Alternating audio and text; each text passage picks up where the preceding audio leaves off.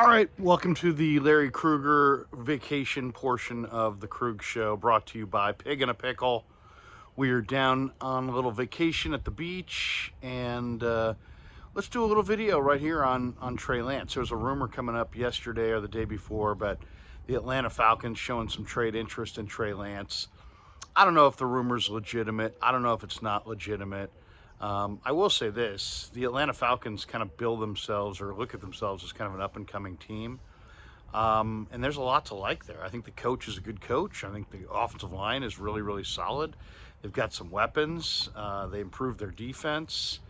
Yeah, there's a lot to like about the Falcons. In fact, the Falcons might be the best team in that division. We'll see once the season gets rolling around. But the one thing that you can say for sure is that their quarterback situation is very iffy. And I like Desmond Ridder at Cincinnati, but, you know, Desmond Ridder is far from an elite quarterback. So if you're telling me that the Falcons have interest in Trey Lance, I would say, yeah, I don't doubt that. They probably should have interest in Trey Lance.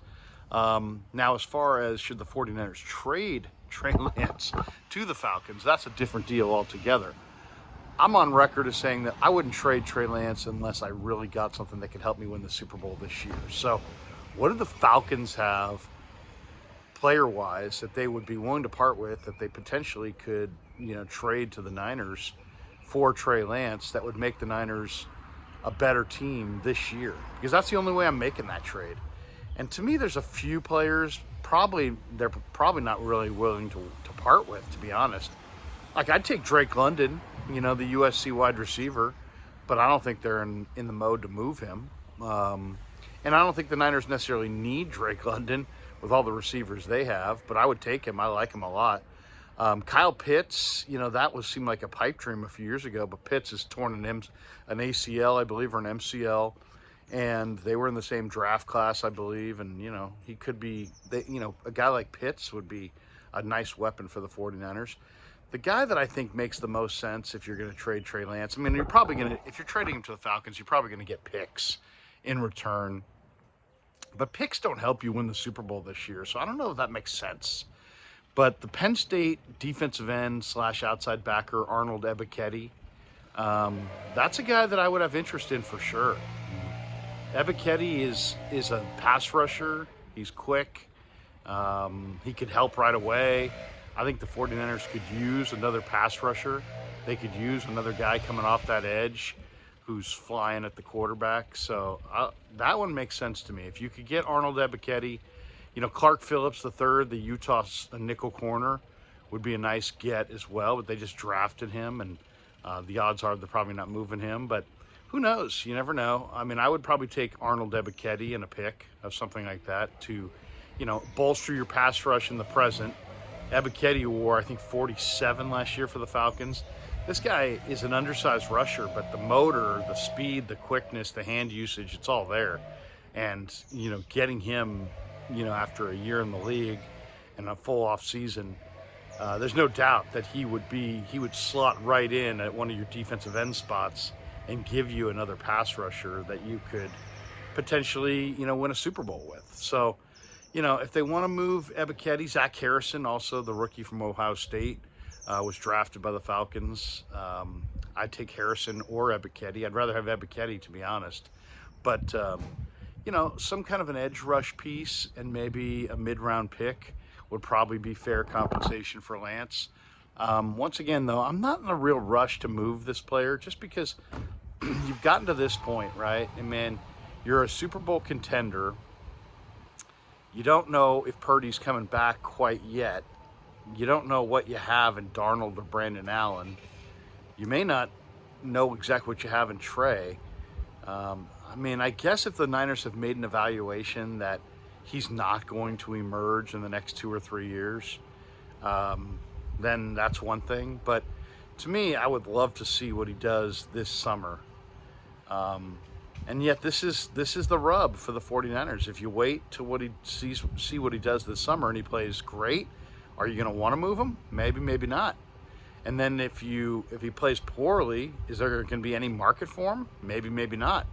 So, you know, this is kind of like that part of the Trey Lance journey where you either gotta, you gotta be ahead of it or you gotta go the distance. And if it comes right down to it for me, I'd rather go the distance. I'd rather go the distance at this point. And when I say that, I mean, let's see what the kid's got. Let's see what he's got in the preseason. Let's see if he can beat out Darnold. Let's see if he can beat out Allen. Yeah, he's an expensive backup, but you got an $840,000 starter, so you could get away with a expensive backup at quarterback. Personally, I think Trey Lance has a lot of the traits that I'm looking for in a franchise quarterback as far as intellect, athleticism, desire. But if you wanted to tell me, hey, Krug, this guy's raw as heck and he's nowhere close to being ready to play, I wouldn't push back too hard on that. I see a player who's very raw as a thrower, and and who knows? Maybe he'll get there, maybe he won't. I love the Trey Lance pick coming out based on his traits as a person, right? He's a great kid. He's a hard-working kid. It means a lot to him. And then he's also a big, strong, athletic guy. So, but I mean, I can understand the rest of it's a little bit of a projection. Like, what's he going to be as a quarterback? Can he go through reads? Does he have the footwork? Does he have the temperament when the defensive end linemen are flying by you at breakneck speed? I'll say this, people talked about that Chicago game and how terrible it looked. I watched it again the other day before we left for vacation, and I just didn't think it looked that bad. I mean, he threw some balls at guys' feet, but it was a wet day. You can't excuse the entire day saying it was a monsoon, because the real heavy rain didn't come until there was about 7 or 8 minutes left in the fourth quarter. I mean, that's the truth. But he still made a number of good throws. I mean, people bag on him for not completing that pass to Tyler Kroft, but Kroft didn't jump at all for it. I don't know if he just didn't see it or mistimed it or what, but he didn't even leave the ground at all. If he just times a mediocre jump, he probably gets his hands on that ball. It was hardly dramatically overthrown, but he didn't layer it. He didn't put a lot of loft on it. He wasn't the most catchable. It was probably a little too much velocity on it. Didn't give the receiver time to react. So there were some raw elements of that pass. But we're talking about one pass. We're talking about a quarterback who has not played very much football. So if you're going to move him, once again, my barometer for moving Trey is I think he contributes to a Super Bowl team this year somehow, some way. Maybe it's in a game or two as a backup. But I'm not willing to move off of him in a trade unless I'm getting at least one piece to the puzzle that helps me win the Super Bowl. So the one thing that the Niners could use is they really could use a young edge rushing piece to go with Drake Jackson and Nick Bosa.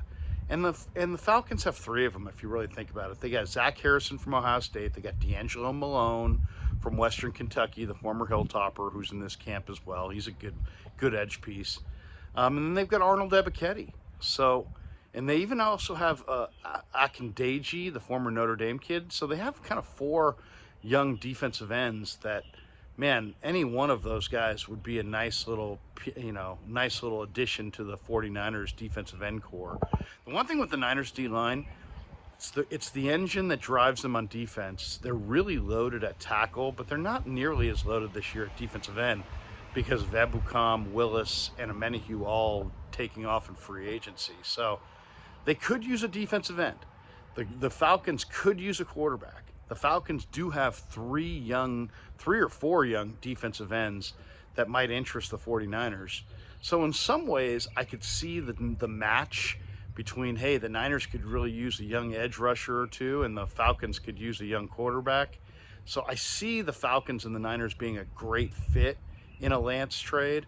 I'm just not sure that I want to move Lance to begin with. At this point, I'd almost rather see it through to completion. Let's find out what the kid's got. And if you wind up getting stuck with a situation where you have an untradeable asset, then so be it. But that's my line right there. I mean, if I can get Kyle Pitts or Drake London, great. If I could get a day 1 or day 2 pick, great. I'm making the move. If I can get one of those young defensive ends, great. I consider making the move. But I ain't doing this for like a 5th round pick just to make things easier for, Sam Darnold. I'm not doing this for, a couple of contingent picks in future years that don't help you this year just to clear the decks for Sam Darnold and Brandon Allen. So those are my parameters on any kind of Trey Lance trade. I don't know if it's going to happen. I don't know if the rumor's legit. I don't know if the source is credible. I'm on vacation, so I don't have time to sit there and dig too deep on this. But I did see the headline. I did see people talking about it, and those are my thoughts. London or Pitts or a day 2 pick, I'm in. You give me a young defensive end or two, I'd probably be in. But I ain't doing this for a 5th round pick just to make things easier on the existing quarterback competition and to quiet the controversy.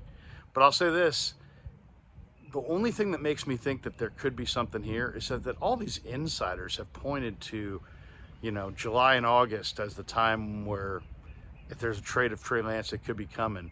They had plenty of time to back off their kind of trade speculation around the draft, and they never did. And people had time to kind of pivot and say, you know what, the Darnold hype was just that, it was just hype. But they never really did. Darnold's still being hyped, still being thought of as the number 2. So maybe there is something here to the Trey Lance is going to be traded talk and rumors. We're going to find out soon enough. Once again, if it came down to me at this point, I'd say just roll with him. Just roll with him, see what he's got. Maybe he beats out Darnold. Maybe he beats out Allen. Who knows? Maybe he shows that he's the one guy that can improve dramatically even without getting live reps. It's rare. Usually you need lots of live reps when you're super raw to get better. But maybe Trey Lance is that one guy that can get better just by doing the mental reps and getting himself in the right frame of mind and knowing the offense. So I want to see what he's got this summer, to be honest. But those are my parameters. If they're going to trade him to the Falcons, I need something that helps me win the Super Bowl this year. All right, thanks to Pig in a Pickle for being the title sponsor of The Krug Show. Thanks to all you guys for supporting The Krug Show, even while on vacation. Appreciate you. Keep watching The Krug Show on YouTube. Peace.